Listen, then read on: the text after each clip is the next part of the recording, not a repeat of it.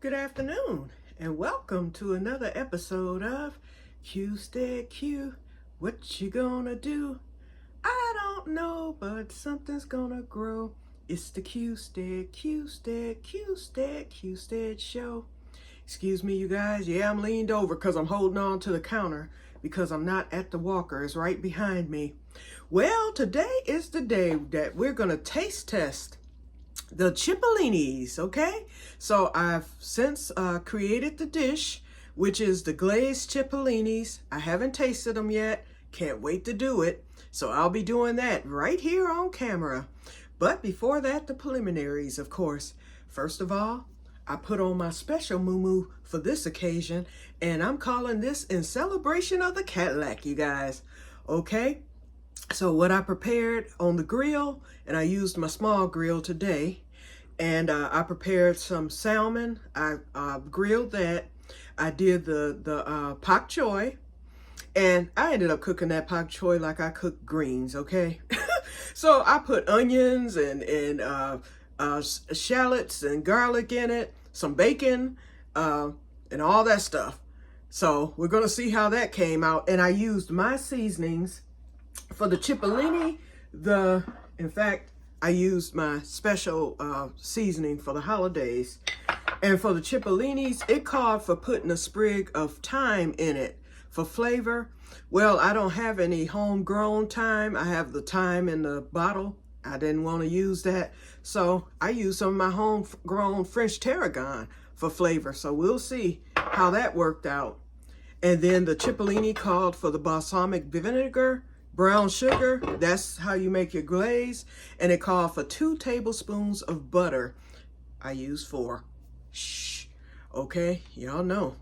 Because I wanted my glaze to be more glazier, because the video that I saw, so pull up Glazed Cipollini and that video will come up. I may do a tutorial at some other time, but I wanted to make it on my own first to see how easy it was. Actually, the hardest part was because you have to boil your Cipollinis for 2 minutes in some boiling water. You bring the water to the boil and you put your Cipollinis in there. You gouge out the middle of it so it looks like a donut. And then you put that in the boiling water for about 2 minutes. Otherwise, you will not get the first layer of the peel off of the Cipollini. It's very hard to peel. That way, once it's hot like that, the peeling kind of comes off on its own. It begins on its own. And so after I took it off from boiling, I ran it under a little bit of cold water, just like a boiled egg. And that peeling was coming off and I was able to easily peel them. That's the longest part of it. Then you put in your butter. I melted my butter first and let it get hot. And I put the Cipollinis in right before the butter began to brown because I didn't want burnt butter. So you brown it because it's a caramelizing onion in general. So it browns up quickly. It begins to caramelize. So as soon as it turns dark on one side, you flip it over. I only cooked 5 Cipollinis. I flipped it over, browned it on the other side. For each, that was about maybe 3 to 4 minutes.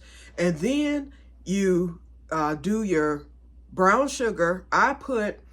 She never gave a measurement, but she did it like an eye of it. So I put about, I'll say a couple of tablespoons of brown sugar in it. I mixed that up, made sure it had mixed up really good with the butter. Then I put in about a tablespoon of the balsamic vinegar, and it started glazing up really good. Then you put a top over the Cipollinis and let them cook until they get soft in the middle. So that worked out really well. Very quick recipe. My whole dinner, because it took like 30 minutes to grill the salmon. I waited till that was done before I even started the Cipollinis. And then the pak choi, that didn't take long at all. I had that on. I probably cooked that about an hour because I like my stuff done. It's not mushy, but it's not raw either. Okay, so let me give you a look of how everything looks, and then we're going to go do the taste test. And like I said, I wore my little fancy muumuu today. Oh, another thing about the Cipollinis, as soon as you're done, I used my ceramic cast iron skillet for the Cipollinis. There it is right there. And I used the stop for the pak choi dish. Now, As soon as those cipollinis are done, don't let that skillet set, because you know that glaze will stick on there and probably never come off, or you'll be soaking it. I hurried up and made some dishwater and put that thing, it sizzled when I put it in there, but it took that glaze off of there, and it was very easy to clean up afterwards. So I'm just letting you know in case you ever prepare that. Okay, another thing too I'm gonna show you. Y'all, first of all, I'm gonna tell you, when I put the shepherd's peppers, after I cut them up last night to put them in the freezer, I said, let me grab a handful. So I grabbed 10 of them out of there, 10 strips, and I decided to fry them up to have with my dinner last night. Y'all, when I tell you I almost passed out, those things were so good. Those strips, I'm calling them shepherd's peppers fries. They were so good. I pray that lady has some next week. I don't care if it's 2. I'm going back to buy some more. I ended up getting 1.5 bags out of the 5 that I bought on yesterday. I want to buy at least 5 more. If I can get another 1.5 bags, that would be a total of 3 bags. And that might last me through the winter. Them things were so good. I'm going to have to stay away from them. I put them in the deep freezer to make sure I can just try to forget about them. They were so good. And so what I did before then, I was like, wait a minute, I like these cipollinis. I mean, these shepherd's peppers. So I got seeds from 2 of the peppers. No, it was 3 of them. And they were right at the top, so it all came out in one clump. And then I just spread them out on this wax paper, and I'm planting some shepherd's peppers next year. Oh yeah, that is now my favorite pepper. I mean, and when I say the sweetness, like I said, the hotter it gets, you know, you cook it, I ate it right out of the skillet, you know, after I dabbed the cooking oil, and I didn't use that much. I only used like a drop just to get it to fry, and I dipped it in my Zatarain's fish fry to coat it. Oh man, it was the best pepper I've ever eaten in my life. So I hope she has some more next week. I pray she has some more so I can finish that up. I want a lot of them, and I might eat, if she have like 20 of them or whatever, I might get more than 5. I'll go 10 if that's the case, and that'll give me wait a minute, 10 will give me about 5 or 6 bags. I'm telling you, that's just how much I love those things. You got to try the shepherd's peppers, y'all. Ooh, it's good. Okay, then, and look at my little baby. It got some more sprouts, because yesterday was the 3, and as you can see, they've gotten larger. Look at those extra ones. I've got a total of 4, 5, 6, 7. I have 8 sprouts, y'all. And y'all know I only had 3 yesterday. This is exactly how it was, and you can see that more have come out. So I'm just waiting on those roots to appear. They usually take a couple of days. As soon as I see the roots, I'm going to let them get a little bit longer. I changed the water today. But as soon as those roots get a little longer, and yeah, my window is condensed because I need a new side window. It ain't happening no time soon. But anyway, once those roots appear and I see that it's going to live and produce, it's going straight into the soil. Okay, now on to the cipollinis. Here they are, y'all. And the thumbnail picture will be of the cipollinis. So as you can see, it's quite a bit of glaze there. And you see 4 there simply because I made my plate up. Oh, this is a special occasion. So for the first time ever, Q's gonna eat on the china. So my plate is ready, but I have a little china saucer with, cause I've already plated up the taste test. And then there's the salmon. So let's cover that back up so it can stay warm. Okay, and the bok choy is there in the stalled skillet. But here's my little plate here. I'm not gonna eat all this on camera, but this is what I have. So let's make our way to the living room. And let's do this taste test. And I hope I don't knock the camera off. And yeah, my living room, I still haven't, I'm crocheting on a scarf for the winter or for the fall. And so it's a mess over there right now. Okay, let me let this down. And yeah, my mess is on the floor. That's all my other junk that's hidden away. Oh, let me open the door because it's kind of dark in here, y'all. Hold on.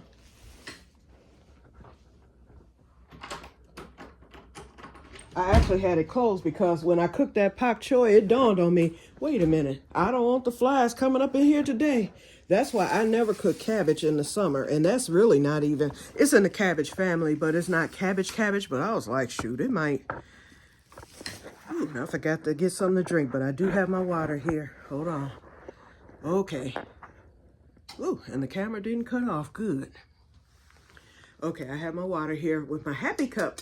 Thank you, Anonymous in California, once again, for the happy mail.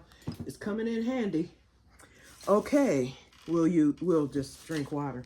So, I'm going to taste the Cipollini first, simply because, look at it, y'all.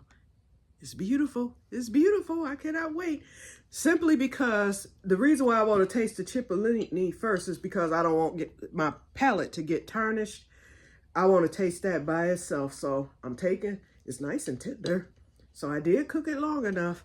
Ooh, it looks good. Okay, so let's take a bite. And I put a small Cipollini on there, the smallest one. And now I'm wishing I had cooked all 10 of the Cipollinis that I had. I only cooked 5. So I'll probably end up cooking. If I like this, I'm going to end up cooking some more this week. So here it is, you guys. Take a bite. Alrighty, here we go.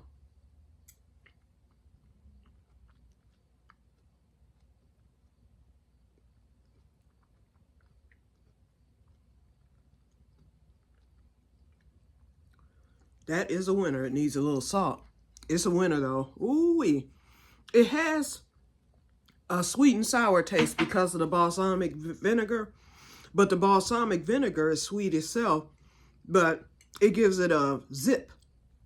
I like the taste of it. I've never had balsamic vinegar. But I like it. Okay, let's eat another one. I shook just a wee bit salt on there. Not a lot. Yeah, that's it. Oh, yeah. Okay.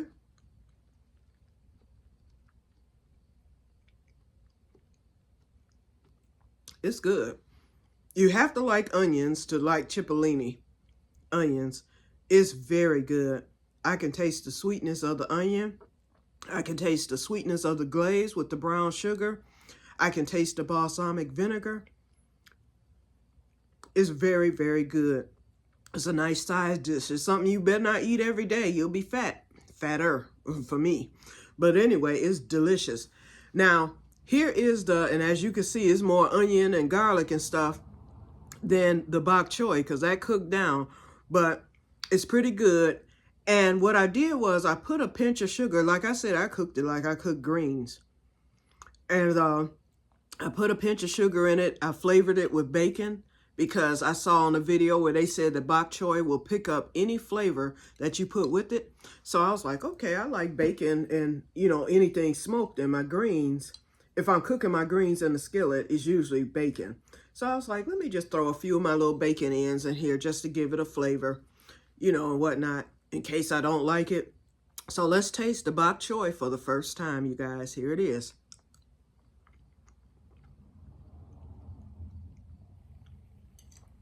It does pick up the flavors. It picked up the onion. It picked up the shallot. I can taste the garlic. And I can taste the bacon. It's pretty good. I like it. Remind me of greens because that's the way I cooked them.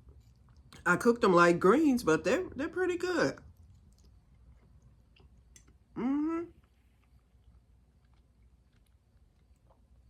The stem is nice and soft because, you know, you keep the stem in it. You know, I cut the stem and put it right in it. That's what it said on the other recipes.